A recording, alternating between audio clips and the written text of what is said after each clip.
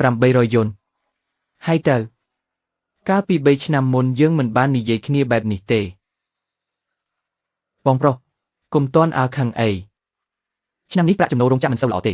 លុយថ្លៃទំនិញពីខាងក្រៅក៏មិនទាន់ប្រមូលបានដែរខ្ញុំក៏កំពុងដោះស្រាយបញ្ហាមួយដើម្បីទប់ទល់នឹងបញ្ហាមួយទៀតដែរ800 យន្តនេះយកទៅប្រើប្រាស់ក្នុងឱកាសបុណ្យចូលឆ្នាំសិនទៅតាមពិតខ្ញុំគួរតែឲ្យបង 1000តែខែមុនបងសុំឈប់សម្រាកជូនពូទៅមន្ទីរពេទ្យព្យាបាលជំងឺអស់3ថ្ងៃខ្ញុំកាត់ចេញ200សំហេតុផលហើយមែនទេប្រាក់ចំណូលមិនសូវល្អលុយដែលអញទើបតែដាក់ស្រោមសម្បត្តិឲ្យគេមិញយ៉ាងហោចណាស់ក៏2000 យន្តដែរកាលពី3ឆ្នាំមុនគឺឯងនឹងឪពុករបស់ឯងដែលបានលុបជង្គង់សុំអង្គរឪពុកខ្ញុំកាលនោះអ្នកណាដែលអង្វរខ្ញុំឲ្យជួយរោងចក្រដែលជិតខ្សែធនមួយនេះអ្នកគឺជាអ្នកសន្យាជាមួយខ្ញុំផ្ទាល់មាត់ថានឹងឲ្យរោងចក្រនេះរស់រានមានជីវិតឡើងវិញហើយចែកប្រាក់ចំណេញ 30% ឲ្យខ្ញុំនៅចុះឥឡូវអ្នកឲ្យលុយតែ800នឹងមកដេញខ្ញុំចេញមែនទេបងថ្លៃបងក៏មិនមែនក្មេងទៀតដែរហើយអ្វីនៅចេះស្រមៃចង់បានរឿងដែលមិនអាចទៅរួចបានគ្រាន់តែជាអ្នកជួសជុលម៉ាស៊ីនក្នុងរោងចក្រដែលប្រើកម្លាំងបន្តិចបន្តួចប៉ុណ្ណោះហ៊ានទីចំណេញប្រាក់ចំណេញដល់ទៅ 30% ពីខ្ញុំទៀតយកមុខមាត់ឯណាមកទៀតពិតមែនហើយការបញ្ជាទិញរបស់ក្រុមហ៊ុនសុទ្ធតែជាការខិតខំរបស់លោកចៅទាំងអស់ម៉ាស៊ីនទាំងនោះក៏លោកម្ចាស់ជាអ្នកចំណាយលុយទិញបងគ្រាន់តែជាកម្មករប្រើកម្លាំងបាយម្នាក់ហើយអ្វីក៏ចេះតែមកធ្វើចាស់ភាសាដាក់អ្នកដទៃបែបនេះគ្មានដៃរបស់ខ្ញុំនេះទេតើម៉ាស៊ីនចាស់ដែលគេបោះបង់ចោលក្នុងរោងចក្រអ្នកនេះអាចផលិតទំនិញតាមស្តង់ដារនាំចេញទៅទីក្រុងបានដោយរបៀបណាសូម្បីតែប្លង់ម៉ាស៊ីនមួយសន្លឹកអ្នកក៏មើលមិនយល់ផងតើអញអាចទទួលធ្វើការបញ្ជាទិញដែលមានកម្រៃខ្ពស់ទាំងនោះបានទេកុំយកពីឥតប្រយោជន៍មកនិយាយជាមួយខ្ញុំអញស្មានថារោងចក្រខ្ញុំដំណើរការដោយសារតែអញម្នាក់ឬខ្ញុំនៅមានវិស្វករផ្សេងទៀតធ្វើការឲ្យខ្ញុំដែរតើអញចង់ឲ្យខ្ញុំចែកប្រាក់ចំណេញឲ្យមនុស្សគ្រប់គ្នាយ៉ាងណាតើរោងចក្រនេះបើកមកដើម្បីចិញ្ចឹមពួកអញឬបានកាលពីដើមពេលឃើញអញចិត្តខ្សែធនយំនិយាយលុបជង្គង់អង្គគេខ្ញុំគិតឃើញថាជាបងប្អូនជីដូនមួយនឹងគ្នាទើបសុខចិត្តចោលការងារដ៏ល្អរបស់ខ្ញុំដើម្បីស្មានថាខ្ញុំជួយchoមនុស្សមិនស្គាល់គុណបែបនេះសោះមនុស្សមិនស្គាល់គុណហើយអញត្រូវចាំឲ្យច្បាស់ពេលនេះគឺខ្ញុំទេដែលជាអ្នកចិញ្ចឹមអញបើអញមិនចង់ធ្វើបន្តទៀតទេក៏ហៅទៅឲ្យឆ្ងាយពីទីនេះភ្លាមទៅបានខ្ញុំនឹងទៅខ្ញុំចង់ដឹងណាស់ថាតើនឹងមានរឿងអ្វីកើតឡើងបើគ្មានដៃគូរបស់ខ្ញុំនេះទេរោងចក្រដូនដាបរបស់អ្នកនេះអាចបើកបានយូរប៉ុណ្ណាទៅលោកនាយកចៅកុំខឹងអីគាត់គ្រាន់តែជាកម្មករដែលគេបញ្ឈប់ពីការងារប៉ុណ្ណោះក្រៅពីធ្វើការឲ្យលោកតើមានអ្នកណាទៀតដែលចង់បានគាត់ទៅទុកឲ្យគាត់ទៅចុះចាំដល់ពេលដែលកូនប្រុសកែវភ្នែករបស់គាត់ដល់ពេលត្រូវបង់ថ្លៃសាលារៀនគាត់ប្រកាសជាត្រឡប់មកលុតជង្គង់សុំខ្ញុំមិនខានវៃដងត្រឡប់មកវិញហើយហីអញកុំដើរមកហូបក្នុងឆ្នាំងទុកឲ្យហើយទៅលាងដៃទៅរួចមកញ៉ាំអីទៅកុំឲ្យវាត្រជាក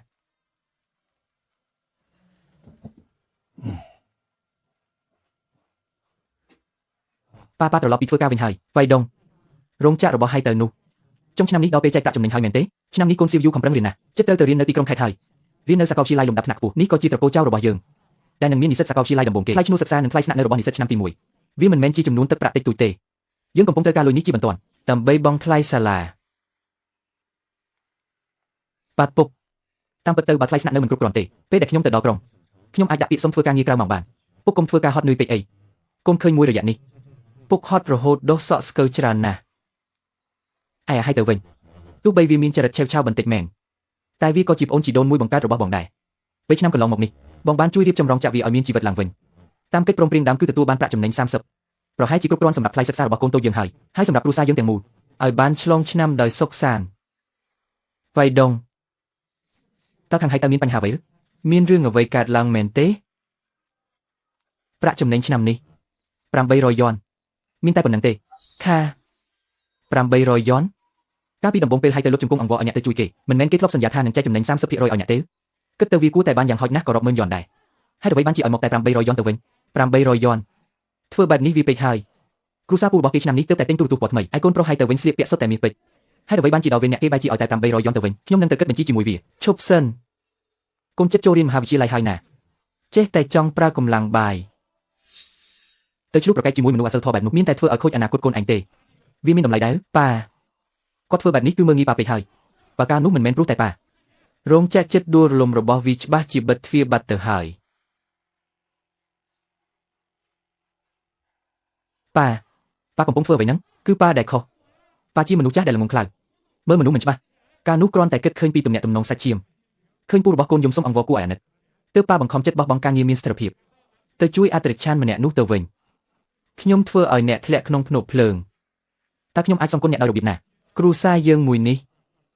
ប៉ារឿងនេះមិនមែនជាកំហុសប៉ាទេវាជាកំហុសខ្ញុំផ្ទាល់ដែលមិនបានទាមទារកិច្ចសន្យាឲ្យបានច្បាស់លាស់តែជឿប៉ាទៅការខាតបង់នេះពួកយើងនៅតែអាចទទួលយកបា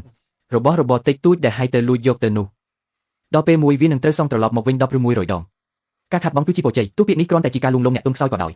យតែការខាតបង់ថ្ងៃនេះវាមានតម្លៃសម្រាប់ខ្ញុំណាស់បើមិនមានការខាតបង់នេះទេខ្ញុំក៏ប្រហែលជាមើលមិនឃើញច្បាស់ទេក្រឡេកមើលមុខពិតរបស់មនុស្សត្រឆានក្បត់គុណម្នាក់នេះតែចុះថ្លៃសាលារៀនរបស់កូនយើងត្រូវធ្វើម៉េចទៅ គ្រួសារយើងពីដើមឡើយមិនសិតពីដំបូងឡើយគឺអ្នកឯងទេដែលរំលងស្ពានដុតចោលលុយចំណេញ 30% ដែលបានសន្យាក៏មិនព្រមយកលុយតែ800រៀលទៅបោះឲ្យគេដើម្បីដេញគេចេញដល់ពេលនេះអ្នកនៅមានមុខទៅជាគេថាជាមនុស្សក្បត់គុណទៀតនាងនិយាយស្អីនាងជាមនុស្សស្រីល្ងងខ្លៅដែលចេះតែរកស៊ីក្បត់ប្តីនាងកំពុងតែការពារអ្នកណាខ្ញុំការពារការពិតអ្នកបានដេញអ្នកជំនាញពិតប្រាកដដែលជាអ្នកសង្គ្រោះជីវិតពួកយើងចេញទៅបាត់ហើយឥឡូវនេះរោងចក្រចិត្តដល់ថ្ងៃកំណត់ប្រគល់ទំនិញហើយបើលោកលីបដឹងនៅពេលណាយើងនឹងត្រូវសងសំណងរំលោភកិច្ចសន្យាដល់ទៅ3ដងផ្ទះមួយនេះនិងឡានមួយនេះសុទ្ធតែត្រូវតុលាការរឹបអូសទាំងអស់ផ្លូវរស់តែមួយគត់របស់អ្នកនៅពេលនេះគឺត្រូវដាក់ចុះនៅភាពអំនួតដល់គួរឲ្យអស់សំណាច់នោះនាំពុកម៉ែទៅរោងចក្របងប្រុសលុតជង្គង់ចុះដោយចិត្តស្មោះត្រង់សំពះសុំទោសគាត់ទៅសុំឲ្យគាត់មានចិត្តមេត្តាជួយទាញគាត់មួយដៃមកបើមិនដូច្នេះទេគ្រួសារយើងនឹងខ្សែធនទៅសុំទានគេមិនខានពិតមកទៅអញជានរណាហ៊ានមកបង្រៀនអញមែនទេឲ្យអញទៅលុតជង្គង់សុំទោសវាសុបិនទៅចុះទោះបីជាអញកំទេចរោងចក្រចោលក៏ដោយក៏មិនទៅអង្វរអាអ្នកធ្វើការថោកទាបម្នាក់នោះដែរល្អណាស់ចៅហើយតើផ្លូវដែលអញដើរនេះគឺអញជាអ្នកជ្រើសរើសដោយខ្លួនឯងទេដល់ថ្ងៃដែលត្រូវខ្សែធនរំលាយចោលពេលនោះគុំមកសោកស្ដាយឲ្យសោះ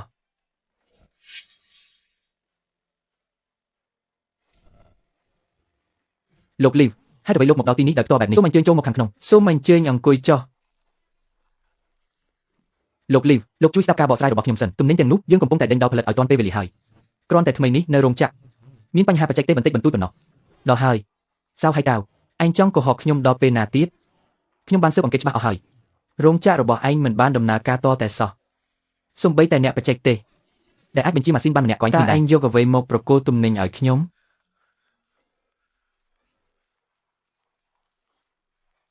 លោកម្ចាស់រោងចក្រដោយសារតែភីគីលោកបានរំលោភលើកិច្ចសន្យាធ្ងន់ធ្ងរធ្វើឲ្យការនាំចេញទំនិញតាមមកប៉ារបស់ពួកយើងប្រឈមនឹងហានិភ័យយឺតយ៉ាវយ៉ាងខ្លាំងយោងតាមកិច្ចសន្យាដែលយើងបានចុះហត្ថលេខាពីមុនខ្ញុំសូមដាក់ពាក្យបណ្ដឹងទៅកាន់ភីគីលោកជាផ្លូវការសូមលោកអនុវត្តតាមលក្ខខណ្ឌកិច្ចសន្យាជាបន្ទាន់ដោយបង់សំណងការខូចខាតចំនួន3ដងមកឲ្យខាងយើងប្រាក់ពីនៃរំលោភកិច្ចសន្យា3ដងលោកលីវសូមលោកមេត្តាផ្ដល់ផ្លូវរស់ឲ្យខ្ញុំផងសូមលោកមេត្តាផ្ដល់ពេលឲ្យខ្ញុំ2-3ថ្ងៃទៀតខ្ញុំប្រកាសជាអាចរកទំនិញមកប្រគល់ជូនបានឲ្យពេលឯងអញស្មានថាខ្ញុំមិនដឹងមែនទេថាហេតុអ្វីបានជាអញមិនអាចរកទំនិញមកប្រគល់បានអញធំឡើងបានដោយសារតែអាស្រ័យលើស្នាដៃបងប្រុសឯងគឺចៅវៃតុងអញក៏បានជោគជ័យមិនត្រឹមតែមិនគោរពតាមការសន្យាចែកចំណាយប្រាក់ចំណេញទេថែមទាំងឲ្យលុយតែបន្តិចបន្តួចហើយដេញអ្នកមានគុណរបស់ឯងចេញពីផ្ទះទៀតមនុស្សប្រភេទឯងដែលគ្មានការដឹងគុណជាសត្វអាគុណដែលគ្មានសូម្បីតែសិលធម៌ជាមូលដ្ឋានតើនៅមានអ្នកណាខ្លះធ្វើជំនួញជាមួយឯងទៀតមនុស្សដូចជាឯងនេះមុននឹងធ្វើជំនួញរៀនធ្វើជាមនុស្សឲ្យចេះសិនទៅ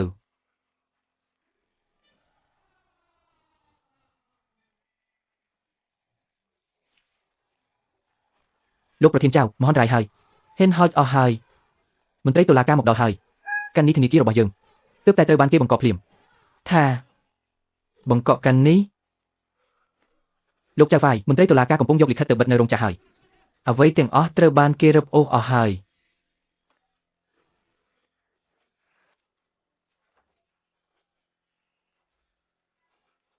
អញធ្វើស្អីហ្នឹងដាក់លុយចុះ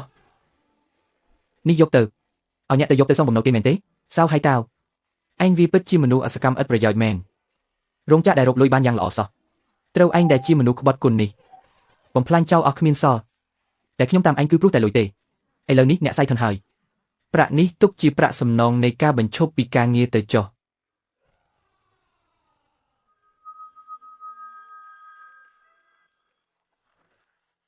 អាឡូសៅហើយតើ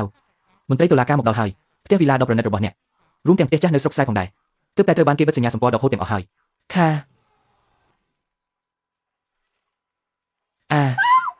មិនបានទេពួកអ្នកគ្មានសិទ្ធិមកដកហូតផ្ទះខ្ញុំទេសាឡុងស្បែកសុទ្ធរបស់ខ្ញុំគ្រឿងអេឡិចត្រូនិកនាំចូលរបស់ខ្ញុំទៀត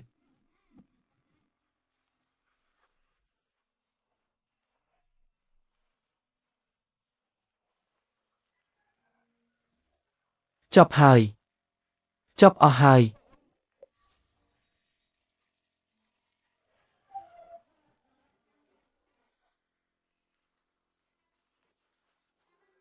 ចុះអ្នកនៅដេកធ្វើអ្វីទៀត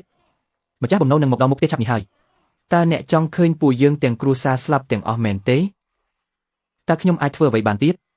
រោងចក្របាត់បង់អស់ហើយលុយកាក់ក៏រលាយសាបសូន្យសូម្បីតែពួកអាដែលធ្លាប់តាមបម្រើខ្ញុំឥឡូវសុទ្ធតែនាំគ្នារត់គេចពីមុខខ្ញុំទៅសុំអង្វរបងប្រុសអ្នកទៅផ្លូវរស់តែមួយគត់របស់អ្នកពេលនេះគឺត្រូវទៅសុំអង្វរវៃដង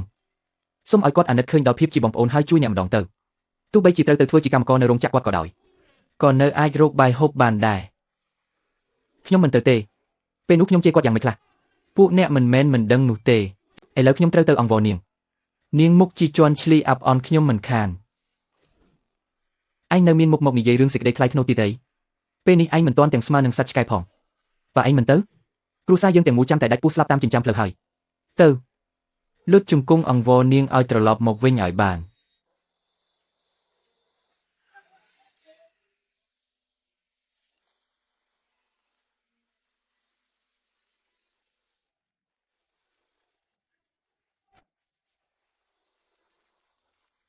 ហើយតើអើយហេកម្មពៀណាស់ពិតជាកម្មពៀមែនអ្នកឲ្យគេចូលទៅនិយាយគ្នាឲ្យច្បាស់មុខទៅ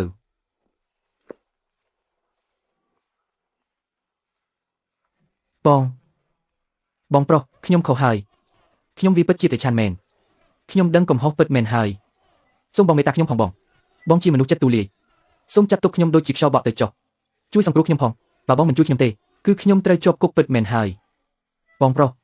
ឲ្យតែបងព្រមត្រឡប់ទៅជួយកែសម្រួលម៉ាស៊ីនឲ្យខ្ញុំបងចង់រត់ការទាំងសងខាងក៏បានដែរខ្ញុំស្បោះខ្ញុំនឹងឲ្យប្រាក់ខែបង 20,000 ក្នុងមួយឆ្នាំ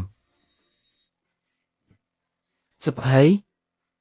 គ្រាន់តែជាពាក្យសន្យាខ្យល់សៅហើយតាវអញគិតថាពេញមួយលោកនេះមានតែឯងម្នាក់ទេដែលឆ្លាតអញគិតថាអ្នកដទៃសុទ្ធតែជាមនុស្សល្ងងដែលអញអាចកេងចំណេញបានមែនទេពេលឆ្នាំមុនពេលរោងចក្រអញចិត្តខ្សែធនក៏ដូចជាថ្ងៃនេះដែរអញលុបជង្គង់យំសោកនៅមុខខ្ញុំសន្យាថានឹងចែកចំណេញឲ្យខ្ញុំ3ចំណែកចុះលទ្ធផលវិញយ៉ាងម៉េចដែរខ្ញុំបានបោះបង់ការងារល្អរបស់ខ្ញុំចោលខ្ញុំធ្វើការឲ្យអញដូចគោដូចសេះអស់3ឆ្នាំកុំនិយាយរឿងកន្លងហួសទៀតអីអញយកលុយ800មកឲ្យខ្ញុំដូចជាឲ្យទានអ្នកសុំទានអញ្ចឹងបង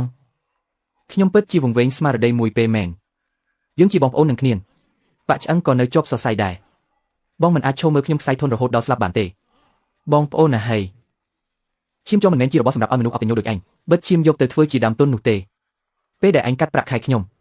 ពេលដែលអញមើលងាយខ្ញុំនៅចំពោះមុខគេថាជាកម្មករថ្នាក់ទាបហើយអ្វីឯងមិននឹកឃើញថាជាបងប្អូនដល់ពេលចិត្តងាប់ទៅហើយទើបនឹកឃើញយកសិលធម៌មកគំរាមគេបងខ្ញុំសុំអង្វរបងយកគុណសងនឹងទោសតែយកអ្វីទៅសងគុណវិញរឿងរស់ឬស្លាប់របស់អ្នកចាប់តាំងពីពេលដែលអ្នកបោះលុយ800នោះមកឲ្យខ្ញុំគឺលែងមានពាក់ព័ន្ធអ្វីជាមួយខ្ញុំទៀតហើយឆ្លៀតពេលដែលខ្ញុំនៅមិនទាន់ខឹងយកខ្សែស្អុយដ៏គួរឲ្យអស់សំណើចរបស់អ្នកនោះហើយប្រញាប់ចេញទៅឲ្យឆ្ងាយចាំទុកឲ្យច្បាស់ចាប់ពីពេលនេះទៅយើងទាំងពីរគ្រួសាររៀងខ្លួនកុំជួបមុខគ្នាទៀតឲ្យសោះ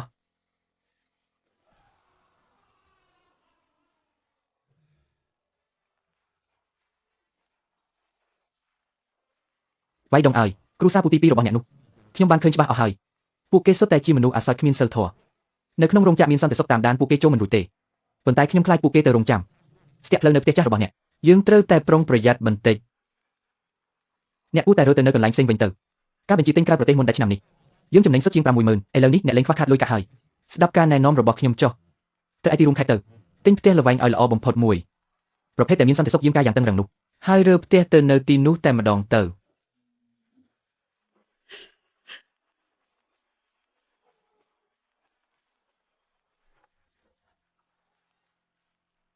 កុំគូសទ្វារទៀតអីលោកគ្រូចៅគាត់រកស៊ីមានបានធំហើយតាំងពីព្រលឹមស្រាំងថ្ងៃនេះមកគាត់បានបង់លុយដាច់ទិញផ្ទះថ្មីដ៏ល្អបំផុតនៅទីរួមខេត្តរួចហើយរើទៅនៅទីនោះដើម្បីសោយសុខអស់ហើយរើទៅបាត់ហើយមែនទេ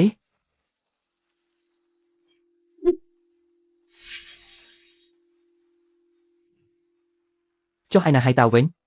វាទៅឯណាទៀតហើយទាំងដែលក្រុមហ៊ុនខ្សែធនអស់ហើយនៅតែមិនព្រមទៅរកការងារធ្វើទៀតតើឲ្យប្រពន្ធកូនស៊ីខ្យល់ទាំងអស់គ្នាមែនទេអាចទៅឯណាបានទៀត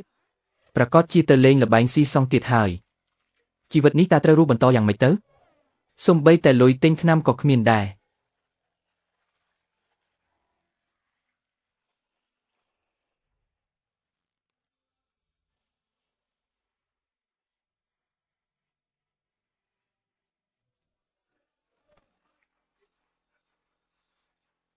ឯងទៅណាទៅមករឿងអញពួកឯងមិនបាច់ចង់ដឹងទេបើស្អែកនៅតែរកលុយមិនបានទៀតនោះអញនឹងកាច់ជើងទាំងពីររបស់ឯងឲ្យបាក់នៅទីនេះ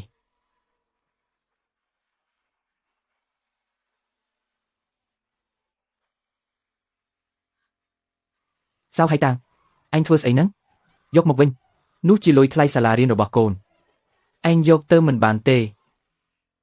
អញលក់របស់របរក្នុងផ្ទះអស់ហើយនេះជាលុយចុងក្រោយសម្រាប់សង្គ្រោះជីវិតគ្រួសារយើងហើយចេញទៅអញស្ទើរតែរក្សាជីវិតខ្លួនឯងមិនបានទៅហើយ ចាំបាច់ខ្វល់រឿងថ្លៃសាលារៀនស្អីទៀតមិនមែនរឿងអញទេអាត្រិឆានឯងយកខ្សែនេះទៅធ្វើអ្វីនោះគឺជាលុយដែលនាងសៀវវិញខំធ្វើការសន្សំសំចៃលុយ1 សេនដែលនាងខំរកមកបានវាជាលុយថ្លៃរៀនសូត្ររបស់ក្មេងឯងយកវាទៅមិនបានទេអាចាស់ក្បាលរឹងកុំមកស្ទះផ្លូវអញទៅងាប់ទៅ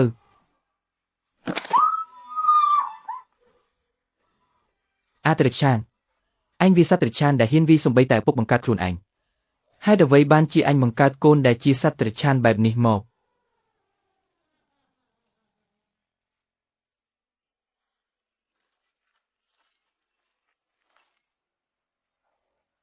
កម្មពៀហើយនេះវាជាកម្មពៀលោកគ្រូពេទ្យប្តីខ្ញុំគាត់យ៉ាងម៉េចហើយអ្នកជំងឺមានរបួសធ្ងន់ធ្ងរត្រង់ក្បាលប៉ុន្តែនោះមិនមែនជារឿងសំខាន់បំផុតនោះទេអ្វីដែលធ្ងន់ធ្ងរបំផុតនោះគឺដោយសារតែគាត់មានជំងឺក្លឹមរ៉ាំរ៉ៃមកយូរហើយបូករួមនឹងការប៉ះទង្គិចផ្លូវចិត្តយ៉ាងខ្លាំងនៅពេលនេះវាធ្វើឲ្យគាត់ខឹងខ្លាំងរហូតវាបណ្ដាលឲ្យមានអាការដកដង្ហើមស្រាវយ៉ាងធ្ងន់ធ្ងរអ្នកជំងឺកំពុងស្ថិតក្នុងសភាពគ្រោះថ្នាក់បំផុត